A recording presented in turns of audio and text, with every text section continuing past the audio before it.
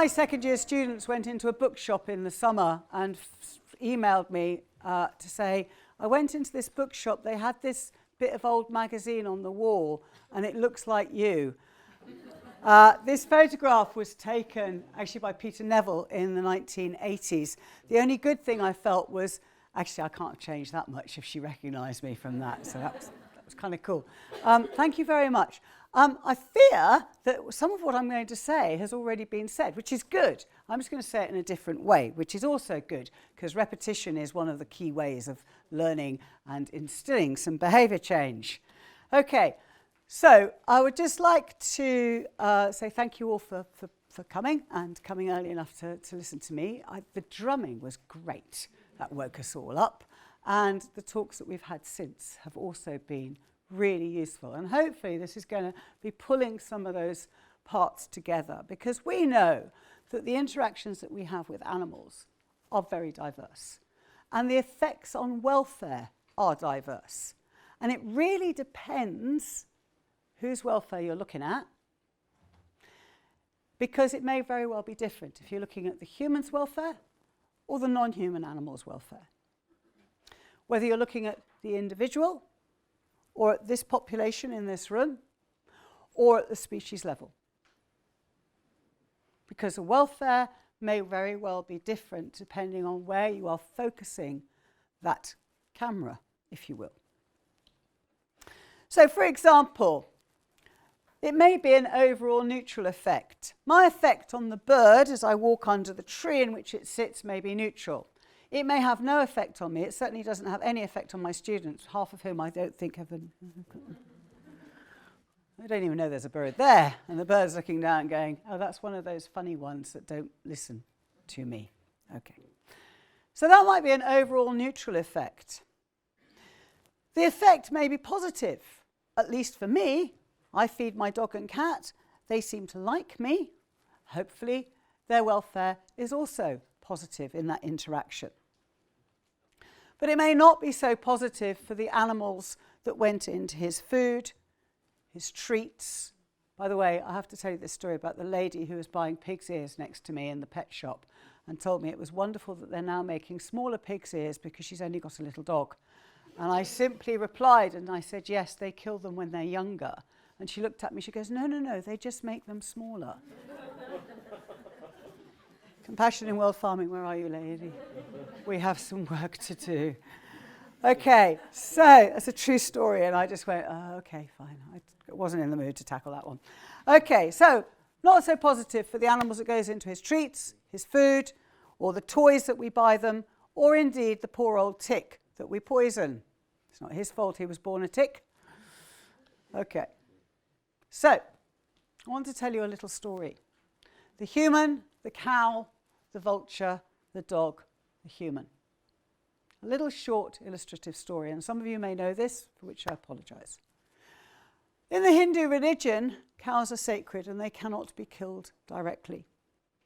In 2003, there was approximately 50 million cattle in India, many of whom live in urban situations, eking a living, not so healthy diet, off rubbish dumps, etc.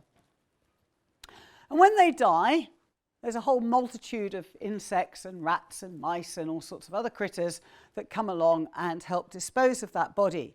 And a major player in that, a core part of that cleanup squad, are the vultures. But cows get old before they die, and they suffer from problems such as arthritis. I'm beginning to sympathise with them. And people wanted some pain relief for their local cows. And the vet suggested, and I apologise if I can never pronounce this word, the vet suggested diclofenac in 1993 as a painkiller.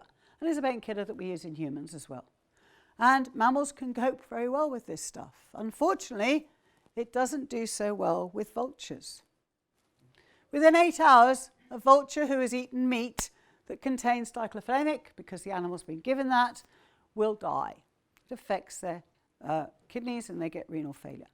And of course, it's not just local, because if the lady here in the middle, sorry, I do pick people out, I apologise, has found a nice carcass and she starts going down, then the lady just there quite nearby is flying around. She goes, oh, she must have found something. I'll scootle over and see what she's found. And then the one down there does the same thing. And before I know it, every vulture in this room is sitting on that carcass. And some of you have come from a long way. So what happens? 99.7% of the white-rump vultures died in that period between 1993 and 2002. Now, 99.7 doesn't really mean much to most people. But if you say it's crashed from 80 million birds to a few thousand, that's a much more meaningful figure. So what? They're only vultures. They're pretty ugly anyway, aren't they? You know, there's bald heads. Sorry, gentlemen, if there's anybody here. Okay. But that does mean there's an increase in neck. Because having a bald head and neck is a really good plan if you stick your head in all that bloody stuff as a living. It's a very sensible plan. Okay. So what happens? We have an increase in decaying meat, which means there's a greater food source for the rats and the feral dogs, who are both opportunistic scavengers. Indeed, the dog population grew to 18 million feral dogs. But they're not very good as a total clean-up squad like the vultures are. They leave lots lying about, they don't crack the bones open, etc. So on top of that, and actually there's so many things dying now and not being cleaned up, because remember, it's not just the cattle, or the dead wildlife isn't being cleaned up either. So there's an increase in disease, there's an increase in contaminated water from the rotting carcasses seeping into the water supply. There's an increase in leopards coming in, because it's much easier to kill a dog than it is to chase something through the forest, and also to kill the odd child, because they're pretty easy meat too. And of course, with 18 million feral dogs, there's an increase in dog bites. There's anthrax, there's plague, and there were over 50,000 cases of rabies in humans. The economic cost to India of that little decision to say we don't want our limping cows was over 30 billion US dollars. And there was a whole other human group that was also affected, which was the Zoroastrian community, because their faith says, actually, we like to have this natural burial on the surface, so the soil doesn't get contaminated by decaying bodies like it does elsewhere in other communities. So we'll have a sky burial, which is a really neat idea. It's very ecocentric, it's very biodiverse, everybody gets a bit of a nibble, and it's all gone, right? We don't get contaminated burial grounds. However, for them, we'll come back to them in a minute. So what do we do with all these rats and dogs? We've got 18 million of them, and that's just the dogs. How many rats? I mean, there's going to be a lot more of those. Do we shoot them? Do we trap them? Do we poison them? Yep, we can do all of those. And we can do sterilise and release them, at least for the dogs, because you're really not going to do that for the rats, are you? And anyway, who cares about rats? They're dirty, skanky little things.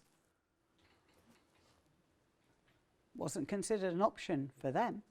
So we now have a bit of speciesism in here as well, do we not? 2006, the Indian government decided to ban diclofenac. But it is, of course, still available, as anything is. If you want anything on the market and you want to have a little backhander, I'm sure you can get it. Since 2012, the vulture decline seems to have started to stabilise. The rat population's been poisoned off. The dogs have been sterilised and released, and they've been dying off. But for the poor old Zoroastrians, there's also another long-term effect, because they can no longer have their religious sky burial if they've had a painkiller, which includes diclofenac, in the 3 days before they die. So maybe their welfare might be certainly their religious welfare is still being affected. And all because we looked at the individual cow and not what might be the add-ons. So that's the Indian vulture story. So surely we've learnt the lesson, whatever the lesson may be.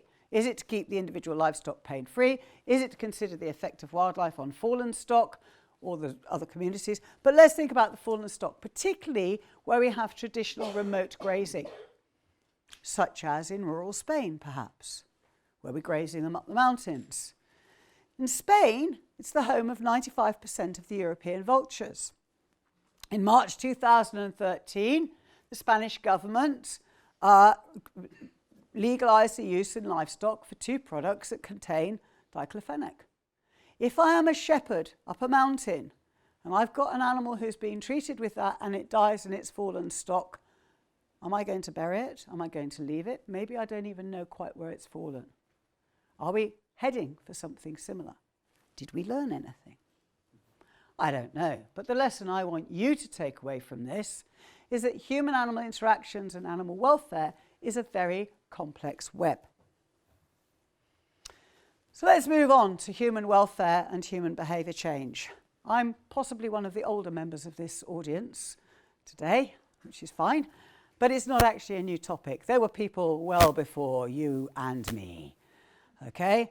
Alexander the Great, who I consider to be the first clinical animal behaviourist, when he was given Bucephalus, who was an unrideable horse, and he actually sat back and watched and thought, he's scared of shadows. I'll tell you what, I'll turn him around, I'll face him towards the sun, and the shadows will all be behind him, he won't see them, and guess what, I can ride him. And I can ride him for the next 20 years while I go and conquer the world, and when he dies, I'll name a city after him. Gaston Phoebus, in 1389, wrote a book about training hunting dogs, where, funnily enough, he didn't use shock collars, prong collars, etc.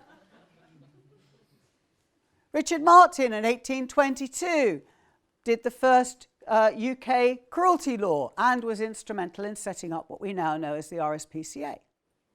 And of course, Mahatma Gandhi, who suggested that the greatness of a nation can be judged by the way its animals are treated. We're not into a new concept here. However, let's move forward to the 20th and the 21st century.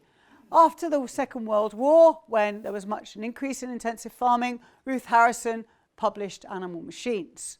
And the message was that actually intensive farming isn't good, but there's an underlying message there too, that farmers and meat eaters are bad.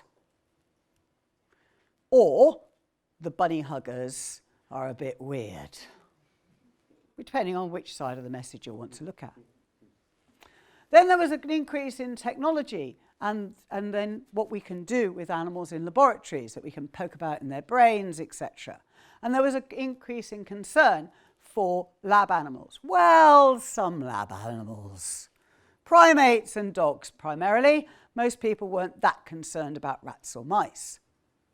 Or rabbits. Had to get them in. Always have to get a rabbit in. Okay. So what's the message there? Well, scientists are bad. Or the bunny huggers are weird. And there are some species that are of less concern. More recently, we've had global access to social media and all the good and the not so good things that that has done for us, including an increase, a phenomenal increase in pet ownership, not just of dogs and cats, but of a whole range of species. The last 15 years in particular, we've had changes in legislation with the Animal Welfare Act, which really is the first one to worry about companion animals. Before that, I think there was a belief that, if it's a pet, the owners love it, therefore they will do right by it. Okay, well, we all know that those two things are not necessarily following. Pedigree breeding issues, online purchase, the exotic pet trade, etc. What's the message there? That some pet owners are bad? Now we have an increase in crisis and fear reporting of issues that we've known about for a long time. How we're treating the seas with plastic pollution, etc. How we are losing our bumblebees. And indeed, those other ones that are equally important. I am not a bee, I am a wasp. Okay? And then some others that are just as important, that some of us might think are beautiful and other of us might not. But they are equally important. But all this crisis and fear reporting can be counterproductive. If there's too strong a message of doom and guilt, then that will lead to cognitive dissonance, which I think we're going to hear a bit more about shortly. It leads to those thoughts about, well, it might affect you, but you know what? I'm so old, it's not going to affect my lifetime. I'll just carry on. It's too late to do anything anyway. They keep telling us if we don't do it in the next few years, it's going to be too late. And how will my personal behaviour make any difference given the size of the problem? So just like the orchestra on the Titanic, most of the human population will carry on playing and dancing until the end, which is why we have an important job to do. Can also, however, be counterproductive to label people as good or bad. Don't care which side you're on. It increases alienation. It leads to in-group and out-group behaviour, which increases verbal or other forms of aggression and counter-aggression.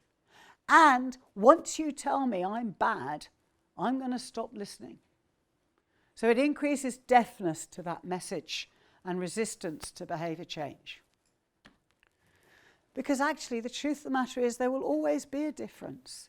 There will always be the yellow duckling in the clutch of the black ones in that whole population. The world is not clearly divided into good or bad, but there are many, many more than 50 shades of grey. Thank you. Let's take, for example, what's already been mentioned today, diet choice. We may think that meat and dairy eaters are bad because of who they eat and how their food is produced. And if I talk about people who eat dog meat or whatever, it's going to get even more exciting. So we'll just stick to the ones we tend to eat here. However, does that mean that only vegans are good? What about the welfare for wildlife, as in this almond plantation where almonds are grown for almond milk? You don't want to have to go and pick all the almonds up out the floor, litter, etc. So what's the easy way of doing it? Just get rid of all the undergrowth. Let's intensively use pesticides. So there's no undergrowth for wildlife, etc. They import bees from across the states to pollinate those almond blossoms for a few weeks a year, and then they take the bees away again. That helps increase the spread of bee diseases like varrovirus. There's an increase in stress because beehives don't normally move at all, let alone thousands of miles. And there's a lack of overwinter survival of bee colonies, which adds to the destruction of bees in general. And of course, there are no local bees here at all. They all have to be imported. And that is so that we can have almond milk, for example. So what about a compromise? Less meat, more traditional farming called silvopastoralism or permaculture, where we graze our sheep under our apple trees during the spring and the summer, and then when the apples are going to be ripened, excuse me, ladies, could you please, and gentlemen, could you please go to a different field and we'll go and pick the apples. Or we rotate our ground so that the cattle graze it 1 year and then we'll put a crop on it the next year. Do you know what? That's what we used to do. Chickens in olive groves. It means that there is less detriment to the environment for both olive growing in the same way as the almonds, and also for the chickens. Or close to where I live in the New Forest, sending your pigs out to panage for acorns in the autumn. It upsets a few walkers, but hey. But this means something. This means that eating meat may not be totally wrong. It may mean also, this means that not eating meat may not be totally right.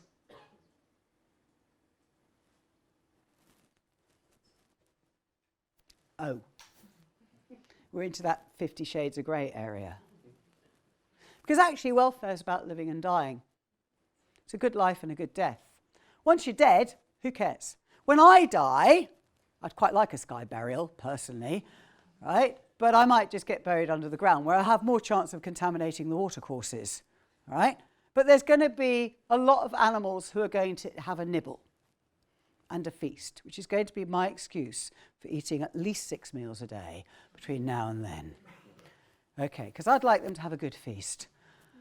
Right, so lesson 2 then. We need to realise that humans are complex and that changing human behaviour is complex and the effects of behaviour change are complex.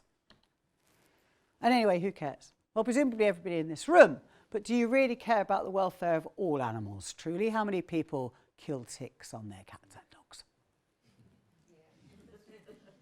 Only one person has put their hand up. Thank you, Nikki, for being honest. How many people kill ticks on their cats? Thank you. How many people own a true carnivore like a cat? Which means you have to feed it somebody else or buy it a toy. So, do we really care about the welfare for all animals? Maybe, truly. And is that likely to be the case for humanity as a whole? No. Why should they? Okay, well, our first argument might be that it's our moral duty. Well, morals are an individual's own principles regarding right or wrong, and mine may not be the same as yours. Let me just give you a couple of examples. You may or may not consider animals as art, living animals as art, as morally acceptable. I'd like you just to make a note to yourself as we go through the next few slides about the issues of words we use, the images we use, and the contexts, and how that affects how we feel and think about things. So let's take, in 2005, there was a film made called Deerparture. And it was a film of a wolf and a deer. This is a still from it in a gallery. The review said the film was perfectly filmed and carefully edited. It runs in a loop with no climax and no finale. The predator and the prey move slowly. The deer tries to remain still, so would I, while the wolf paces the room but never attacks. Well, not that we see. So she goes on to say, what would in a natural environment be a dance of death turns into a coldly executed ballet of survival. Nice use of words, but actually in my kind of use of the English language, ballet of survival equals dance of death. Right? Yes, it's a ballet of survival for the wolf, because he's got to eat, but it may not be considered that from the deer's perspective. Now, we may not agree with that, but what if it was a wildlife documentary where we see a wolf after a deer? It's still a dance of death for the deer, or a ballet of survival for the wolf.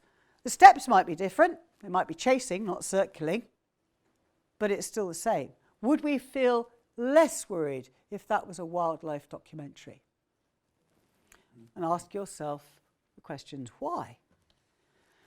What if it was, instead of a deer and a wolf in the room, tarantulas, cockroaches, millipedes, scorpions, lizards, snakes and toads?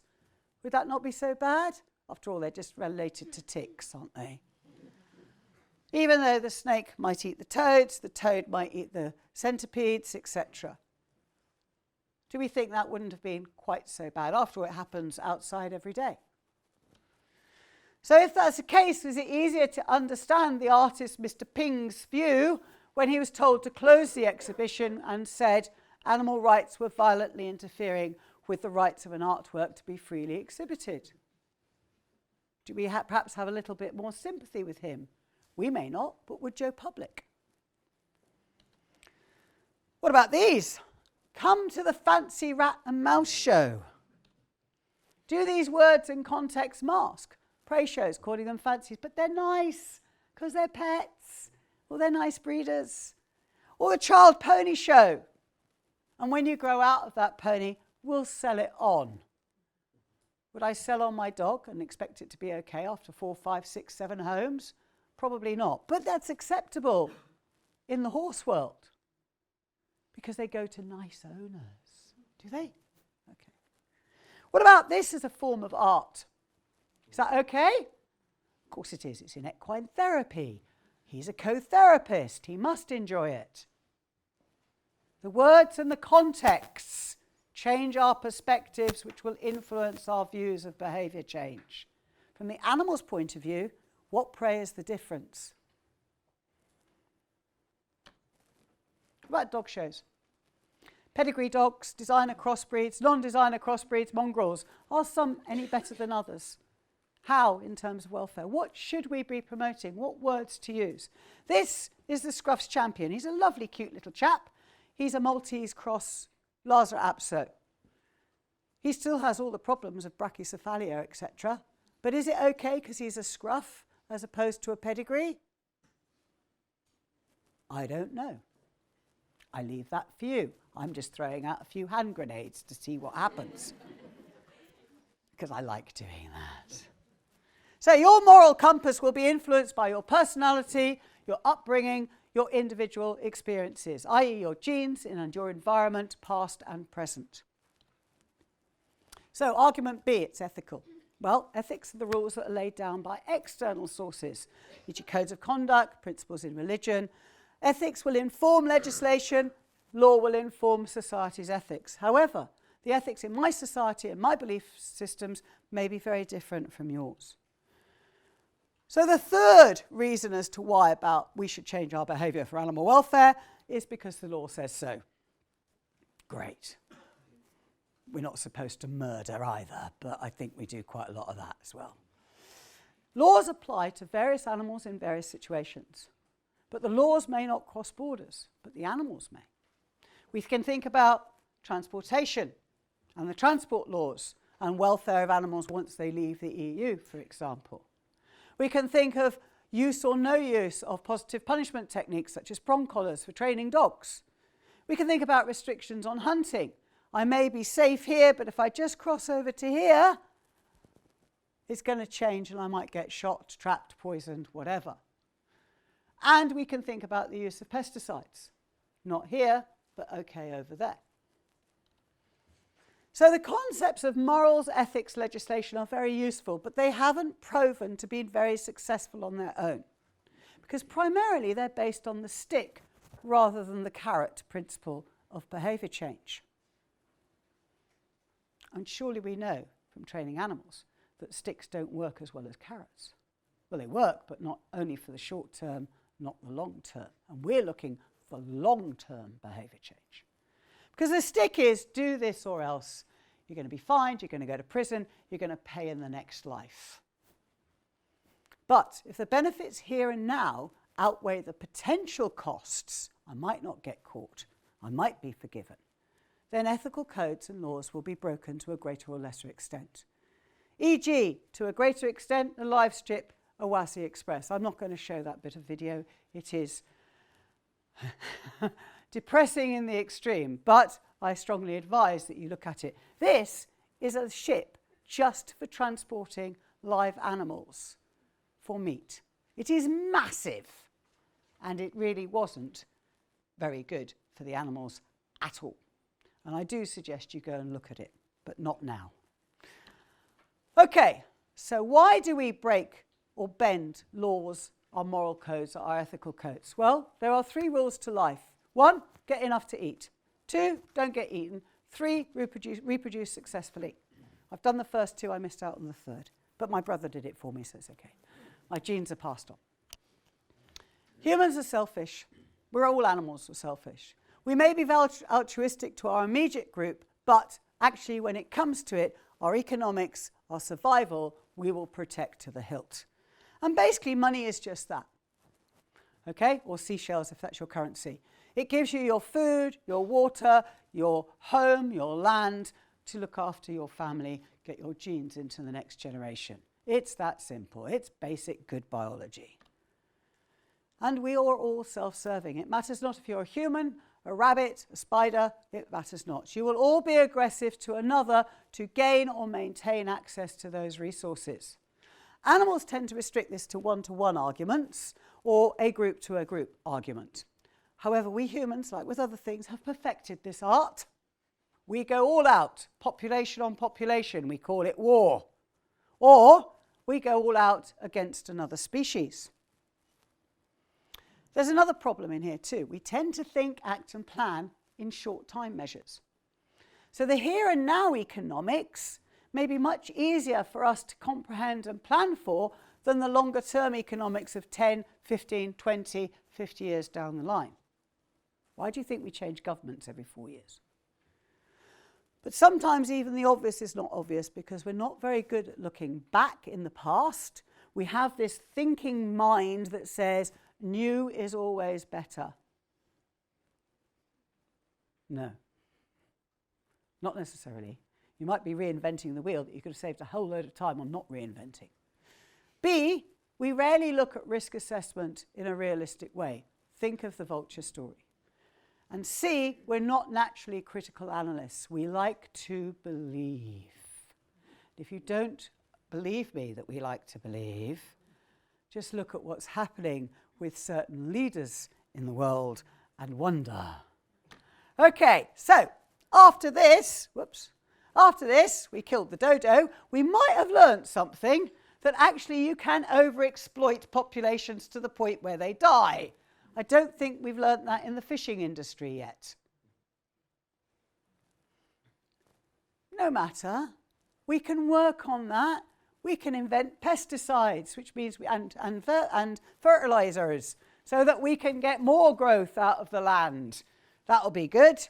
And we can invent something else, which means we don't have to destroy the trees and grow more trees because we don't need paper because we've invented plastic. Yippee! We might now, though, be ruining the seas and the land. So we haven't learnt very much, really. So as we've all discussed in various ways today, we need to think about the why is the one welfare message. That actually we're not so much out for animal welfare, we're out for all of our welfare. Okay? So that we can get those people in who don't necessarily care about animals per se, but do care about themselves and humans. But all these benefits may not be monetary, and some of those non-monetary benefits may be a more difficult challenge. I want my rabbits to look flat-faced and have problems because they look cute. That's going to be more difficult of a challenge to change.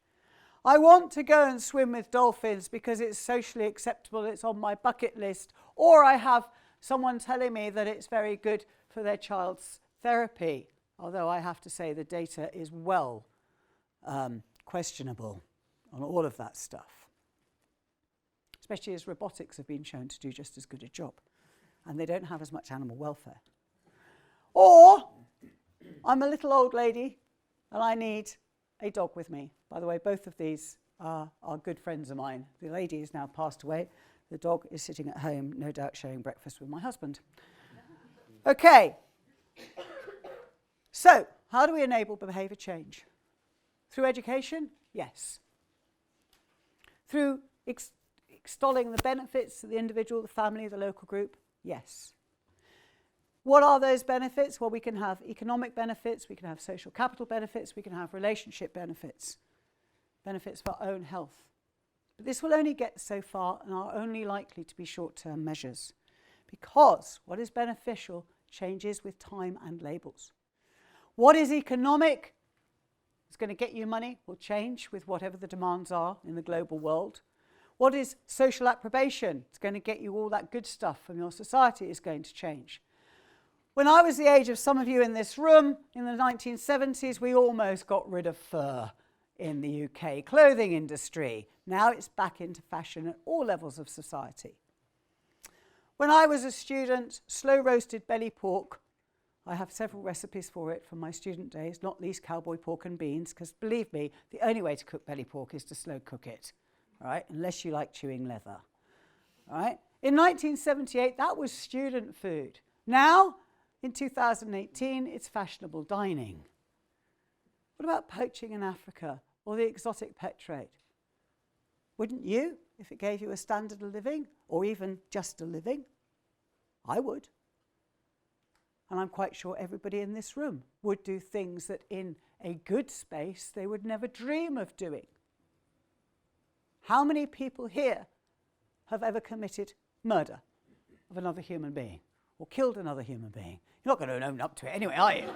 Okay. How many people in this room could imagine a circumstance when they or their family were being threatened where they would kill somebody else? Absolutely. Okay.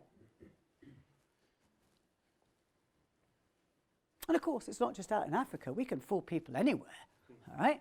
Especially if we label them. Is a pair of Levi jeans any better or any worse than another pair of other jeans? No, but it has a label. We have what, in my day, was a free accident. Your Jack Russell just got in with my poodle. We have a bit of an accident, we'll give him away. Pretend it never happened. To the purpose crossbred, who then unfortunately got a label attached to him. So that we now have designer doodles and designer poos. And by the way, if you look up designer poos for images, you get some, which I nearly put up.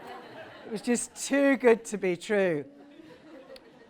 Okay, they're using them in medicine that they can colour them apparently to show what illnesses you've got. But there was this lovely box of designer poos. So nearly put it up. Okay. Or you can have what I've got, which is a pedigree mongrel.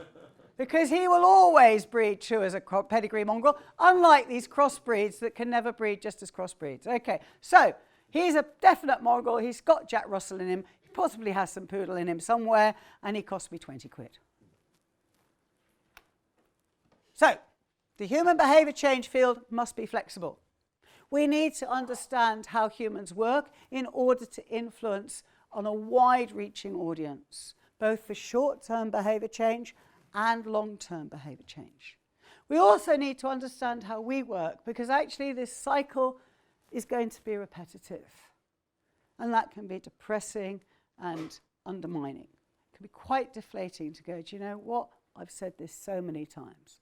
We've seen this go round so many times. So we also must remember to support each other in this whole enterprise. Not only this generation, but the next generation who will be fighting the same sort of battles, because remember, what's these economics and social benefits will change yet again. So we need to understand about this creature. And one field that's helpful in that will be psychology. We need to think about developmental psychology, psychopathology, self-esteem, projection, locus of control, the role of language we use, the images that we display, the whole advertising gambit, and the language that you and I use, not only out there, but amongst ourselves too, because that will change how we think. We need to think about relationship psychology, about attachment theory and anthropomorphism. Why do people want animals that look odd? All right, the flat faces, etc. How can we change that? Do we need to get the neuropsychologists in, because we now know that the same bits of brain fire up when I look at pictures of kittens and puppies with slightly more rounded faces and babies? Whoa, now we're really talking some hard science in here that's going to be quite difficult to get to grips with. Because we need to do that to change what's out there, what people are finding as popular and important to own. We need to think about risk-taking and risk planning and strategic planning at individual and at group level. That's talking about industrial and organisational psychology. We may not like the big global industries, but boy, can we learn from them. Okay? The likes of Coca-Cola or McDonald's, look how they've changed us. Wow, if we had an ounce of that influence, where would we be in terms of animal welfare? We need to go pick their brains, understand what they're doing, and work out what's right and wrong. Because basically you can learn, I'm not blaming Coca-Cola or McDonald's, by the way, before anybody sues me. What I'm trying to get at is, it matters not who they are. You will always learn something useful. Okay, we need to think about these intergroup relationships, interpersonal influences as well. Things like persuasion, conformity, and the role of that, which is huge. Prejudice. I could go on and on and on. The bottom line is we need to be holistic thinkers and problem solvers. And we need to understand that welfare is a two-way street. So I want to talk about a group who generally we don't talk about.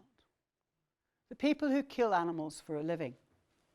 In the UK, they're abattoir workers. There are others, those of you sometimes in rescue or veterinary surgeons, bless you, also kill animals partly as a living.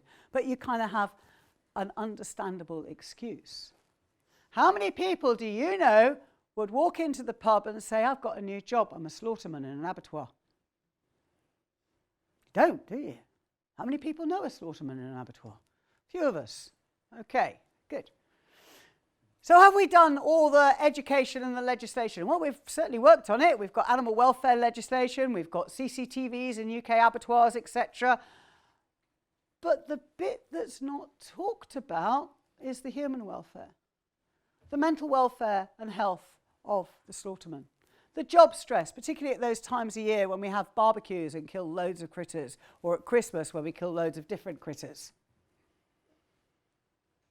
It's a pariah occupation, so they're socially isolated.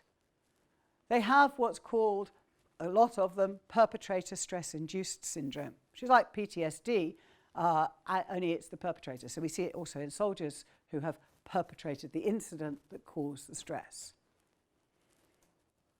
If we could improve their welfare, their pride in their job and a good job done, that by virtue would automatically increase animal welfare, wouldn't it, in that situation? And ditto with the truckers. So with my apologies to Mark Bolan and T-Rex, this also needs some changing at the public level too. Advertising, meat labelling. That we should acknowledge not just the role of good Farmer Fred, which we already see. My meat was produced by Farmer Fred in Devon. But also, what about Trucker Ted and Slaughterman Sam? And anybody who can remember the song, thank you very much, Mark, who is gently giggling down here. Okay. Right. So, we need to acknowledge all of those people.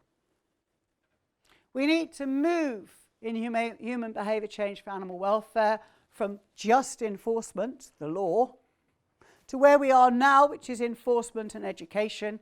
We need to take that next step to understanding the needs of everybody who is involved and communicating better, i.e. cooperation. So we're going to move from the cooperation, from compulsion to cooperation. And this is the porcupine lesson, where this poor little chap at the top decided it would be quite a good idea to tell a porcupine to move from there to there. And the porcupine said, no, I don't think so. And the dog went, okay, it hurts. Whereas below, we have some communication, some trying to understand it from the porcupine's perspective, and communicating what I would like you to do, in this case through clicker training, and then saying, excuse me, could you please go into that box? And the porcupine going, you asked really politely. I understand what you want, and I trust you. Yeah, I'll do that for you. Is that not what we need for us in human behaviour change for animal welfare? So, the one welfare concept that this is important not just for animal welfare, but for our welfare and indeed the welfare of our planet, is going to necessitate compromises. It will require human behaviour change, of course, but legislation alone has not and will not work in the longer term.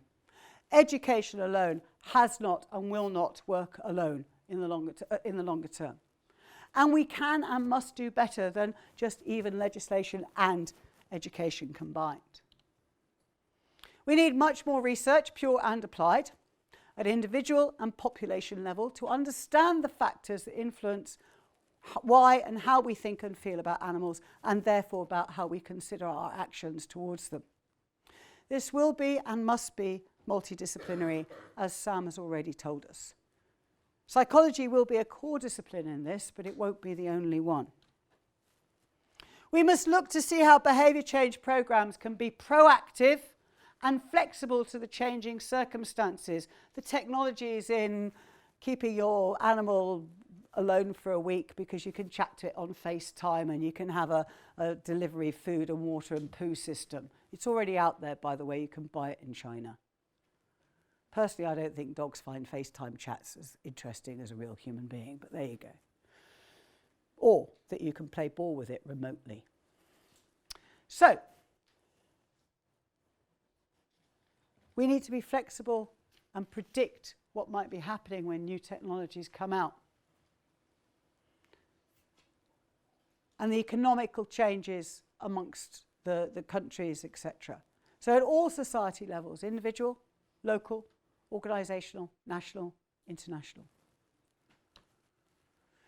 We need to share what we learn in research and experience, what works and indeed what does not work. And that's going to need quite a change, particularly in the academic community where we're not very good at publishing. Well, we need to get the journals to do it as well. We're not very good at publishing failure. But actually we need to know what does not work, because then we can analyse why it didn't work. And it may be it doesn't work for that population, but it might work really well for this population. We need to listen to all involved, even those who we find it perhaps difficult to relate to. That means we need to change the general discourse. We need to get rid of the good and the not good people, the caring and the uncaring organisations, the applauded and pariahed professions. We need to change that discourse to one of, actually, we're all in the same boat and we're all rowing in the same direction. And if we don't row in the same direction, none of us are going to make it. So let's stop these squabbles of who's good, who's bad. And change the discourse to one of respect, understanding, collaboration.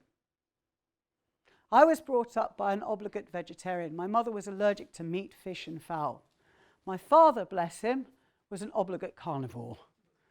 We do have a theory that he only married her for her meat ration, and we didn't tell him for the next 65 years that meat rationing had died and finished with. Okay? My mother couldn't eat meat. She was physically unable to. But whether or not that was the case, they could talk and cook and be together. We need to have those same relationships, that we respect everybody's differences. You may not vote the same way I do. You may not like the same sort of music that I do. You may not have the same beliefs that I have. But I'm still in the same boat. And I'm still rowing in the same direction. And we have to do that together and in time. Otherwise, we'll just end up rowing round and round and round in circles. So passion will drive us. Politeness, empathy, understanding, and pragmatic collaboration will guide us through this maze, this field of human-animal interactions, to improve our welfare, the welfare of the other cohabitants of the earth, and the welfare of our home, the earth itself. Thank you, and I wish us all well on this journey.